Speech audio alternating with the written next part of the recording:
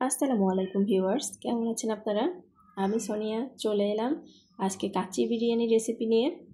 কিছুদিন থেকে ভাবছিলাম বাসায় বাসমতি চাল দিয়ে পারফেক্ট কাচ্চি বিরিয়ানি তৈরি করব, যেই কথা সেই কাজ। তো চলে এলাম সেই বিরিয়ানির রেসিপিটা আপনাদের সাথে শেয়ার করার জন্য। আজকে যে কাচ্চি বিরিয়ানিটা করেছিলাম সেটা একদম পারফেক্ট আর রেস্টুরেন্টের মতো হয়েছিল। তো আশা করি এবার থেকে যখন আপনারা বাসায় কাচ্চি বিরিয়ানি তৈরি করবেন তো এটা নিয়ে আর কোনো ভয় থাকবে না, কারণ এই রেসিপিটা একদম পারফেক্টলি আমি ভিডিও করেছি। তো আশা করি আপনারা উপকৃত হবেন। চলুন ভিডিওটা দেখে নিই। প্রথমে দেখছেন আমি সব মশলাগুলো বেটে নিয়েছি। এটা হলো আলু বোখরা, যেটা আমি একটু পানি দিয়ে ভিজিয়ে রেখেছি। এটা পেঁপে বাটা, পেঁয়াজ রসুনকে একসঙ্গে বেটে নিয়েছি। আর এটা বেরেস্তা, আজকে 1 কেজি পেঁয়াজের বেরেস্তা করেছি, কারণ বিরিয়ানিতে বেরেস্তা অনেক বেশি প্রয়োজন হয়। বাজার থেকে পিস করে মাংসগুলো কেটে নিয়ে এসেছি বিরিয়ানির জন্য। কোনো হাড় নেই এখানে, শুধু সলিড মাংস। আর তেলও কিন্তু বেশি নাই, মানে তেল বলতে মাংসের সঙ্গে লেগে আছে এই পরিমাণ তেল, বাইরের থেকে অতিরিক্ত কোনো তেল নাই। তো এই ছিল আজকের মাংস। আর বিরিয়ানির সাথে করব ডিম ভুনা। ডিমটা নিয়ে নিয়েছি। বিরিয়ানিতে কিন্তু ঘি কম্পালসারি, মানে ঘি ছাড়া বিরিয়ানি ভালো লাগে না খেতে। দুটো হাঁড়ি নিয়ে নিয়েছি। আর এখন মাংসটাকে আমি ম্যারিনেট করে রেখে দিব, সেজন্য মশলাগুলো অ্যাড করছি। প্রথমেই দিয়ে দিচ্ছি 4 চামচ আদা আর পেঁয়াজ বাটা, 2 চামচ দিয়ে দিলাম আদা বাটা, আর 1.5 টেবিল চামচ দিয়ে দিলাম পেঁপে বাটা। বাদাম বেটে রেখেছিলাম সেটা দিয়ে দিলাম। 1 কাপ দিয়ে দিলাম টক দই। আর এখন দিয়ে দিব বেরেস্তা। এখানে আমি 2 মুঠ, হাতের মুঠের 2 মুঠ বেরেস্তা দিয়েছি। বাকিটা রেখে দিব, আস্তে আস্তে ব্যবহার করব। আর এখন দিয়ে দিলাম চিনি। 1 মুঠের একটু কম চিনি দিয়েছি, আপনারা চাইলে টেস্টিং সল্ট অ্যাড করতে পারেন। আর হাফ চামচ দিয়ে দিলাম হলুদ গুঁড়া। ধনিয়া গুঁড়া দিয়ে দিব 2 টেবিল চামচ, আর জিরা গুঁড়া 2 টেবিল চামচ, সাথে শুকনো মরিচের গুঁড়া পরিমাণ মতো, মানে যে পরিমাণে ঝাল খেতে পছন্দ করেন।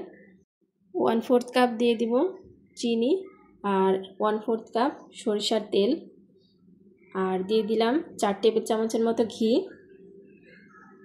আর এখন দিয়ে দিব হাফ কাপ তেল। তেলের পরিমাণটা আপনারা চাইলে একটু বেশি দিতে পারেন, তবে আমি ঘিটা বেশি ইউজ করছি, এই জন্য তেলটা একটু কম দিলাম। আর এখন দিয়ে দিব হাফ কাপ টমেটো সস। এখানে আমি হট টমেটো সস দিয়েছি। আর দিয়ে দিব কিছুটা ধনিয়া পাতা কুচি। এখন এটাকে খুব ভালোভাবে মেখে ম্যারিনেট করে নেব। আমি এখানে 1.5 কেজি গরুর মাংস নিয়েছি, আর নিয়েছি 1 কেজি চাল। আপনারা চাইলে চালের পরিমাণটা আরও কমাতে পারেন, তবে আমার এই পরিমাণ লাগতো, সেজন্য আমি দিয়েছি। আর আগে থেকে ভেজে রাখা আলুগুলোকে এখনই ম্যারিনেটের মধ্যে দিয়ে দিব। অনেকে আছেন যে আলুটা পরে দেন, তবে আমি বলবো এখন দিবেন, তাহলে দেখবেন যে আলুটা খেতে অনেক বেশি সুস্বাদু হবে। আলুটাকে কিন্তু খুব ভালোভাবে ভেজে নেবেন। আর আমি এখানে কোনো ফুড কালার ইউজ করি নাই। যখন আলুটাকে ভেজেছিলাম তখন একটুখানি হলুদ গুঁড়া ইউজ করেছিলাম। আর চালটাকে রান্নার 30 মিনিট আগে ধুয়ে নিয়েছিলাম, পানিতে ভিজিয়ে রেখেছিলাম। এখন এটাকে ফুটাতে দিব। চাল ফোটানোর সময় পানির পরিমাণটা হলো 1 কেজি চালের জন্য 3 লিটার পানি। তো আমি পানিটা দিয়ে দিয়েছি। এখন মশলা কিছু অ্যাড করলাম, দেখতেই পাচ্ছেন তেজপাতা, এলাচ, লং আর দারচিনি। এখন আমি স্বাদ মতো লবণটাকে দিয়ে দিব। এখানে কিন্তু আপনাকে লবণের পরিমাণটা একটু বেশি করতে হবে, যদিও পানি আছে। আর সাথে দিয়ে দিলাম তেল। তেলটা দিলে ভাতটা একটু ঝরঝরা হবে, একটার সাথে একটা লেগে যাবে না। আর এখন আমি ম্যারিনেট করা মাংসটাকে একদম কড়াইতে বসিয়ে দিব, মানে যে হাঁড়িটাতে আমি রান্না করব সেই হাঁড়িটাতে। এই তো ম্যারিনেটটা দেখছেন কত ভালোভাবে হয়েছে। আপনারা চেষ্টা করবেন কমপক্ষে 3 ঘন্টা রাখতে। আমার একটু তাড়া ছিল, তো আমি 2 ঘন্টা রেখেছি। আর 2 ঘন্টাতে দেখছেন কত সুন্দর ম্যারিনেট হয়ে গেছে, মনে হচ্ছে এটাকে একদম খেয়ে ফেলা যাবে। তো প্রথম স্তরে আমি দিয়ে দিলাম মাংসটাকে। এখন চালটা যে পরিমাণে ফোটাতে হয়, অনেকে বলেন যে 70% ফোটাতে হয়, তবে আপনারা চেষ্টা করবেন এটাকে 50% ফোটাতে। 70% ফোটালে দেখা যায় চালগুলো পরে অনেক বেশি মানে ভেঙে যায়, অনেক বেশি ফুটে যায়, ভেঙেও যায়। তো চেষ্টা করবেন 50% ফোটাতে, আর বাকিটা যখন দমে দিবেন তখন ফুটবে। তো আমার এখানে 50% ফুটে গেছে।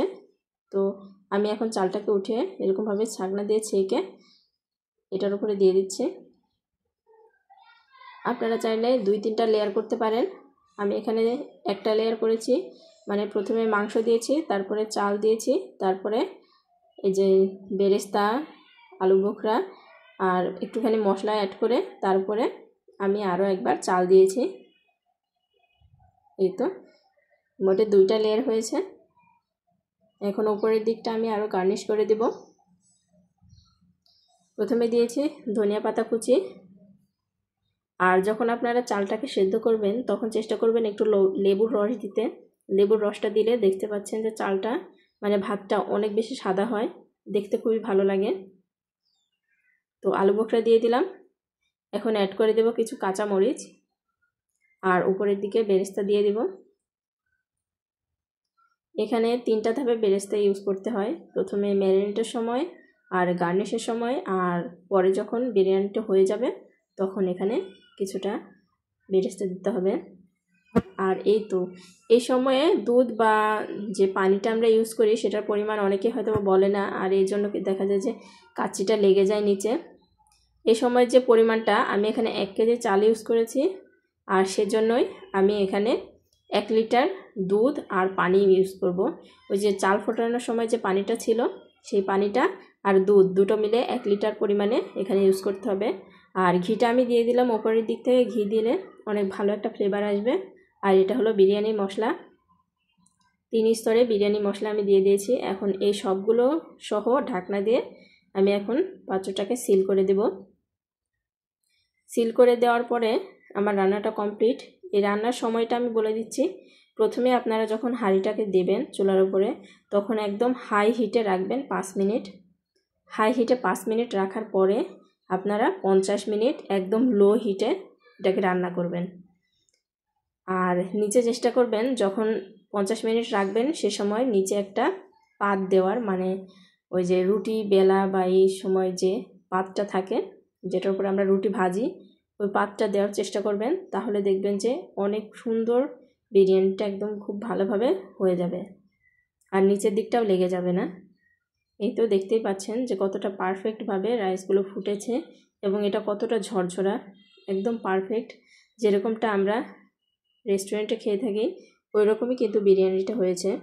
এখানে কিন্তু আমি কোনো আলাদা ফুড কালার ইউজ করি নাই, তারপরেও দেখছেন কালারটা কত সুন্দর এসেছে। এই তো পারফেক্ট একটা বিরিয়ানি আমাদের রেডি হয়ে গেছে। আপনারা সব সময় চেষ্টা করবেন এই 1 লিটার দুধ এবং পানি ইউজ করতে, আর তাপটা একদম লোতে রেখে 50 মিনিটের মতো সেদ্ধ করে নেবেন। তাহলে দেখবেন যে এরকম একটা পারফেক্ট বিরিয়ানি আপনারাও তৈরি করতে পারছেন বাসাতে। রেস্টুরেন্টে খেয়ে আর টাকা নষ্ট করতে হচ্ছে না, বাসাতেই খুব সুন্দরভাবে ফ্যামিলি সহ বিরিয়ানিটা খেতে পারবেন। এই যে দেখুন মাংসটা এত ভালোভাবে সেদ্ধ হয়েছিল আর আলুগুলো খুব ভালোভাবে সেদ্ধ হয়ে গেছে। তো এই তো আমাদের রেস্টুরেন্ট স্টাইলের একদম পারফেক্ট কাচ্চি বিরিয়ানি বাসাতেই তৈরি হয়ে গেল।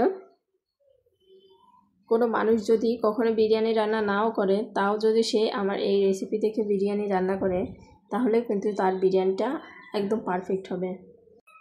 বিরিয়ানির প্রতিটা চাল খুবই ভালোভাবে ফুটেছে, আর মাংসটা এত বেশি জুসি হয়েছে, মানে উপরের দিকটা দেখতেই পাচ্ছেন একটু রাফ, কিন্তু ভেতরটা অনেক বেশি জুসি। খেতে কিন্তু খুবই ভালো ছিল। আলুটাও দেখছেন খুব ভালোভাবে ম্যাশ হয়ে গেছে, আর মাংসটাও এই যে দেখছেন এত ভালো হয়েছে কি বলবো আর। তো আশা করি আপনাদের রেসিপিটা ভালো লেগেছে, বাসায় অবশ্যই ট্রাই করবেন, সকলকে খাওয়াবেন এইরকম সুন্দর কাচ্চি। তো আজকে এই পর্যন্তই, সকলে ভালো থাকবেন। আমাদের চ্যানেলটাকে যারা এখনও সাবস্ক্রাইব করেনি করে দিবেন। আজকের মতো বিদায় নিচ্ছি, আল্লাহ হাফেজ।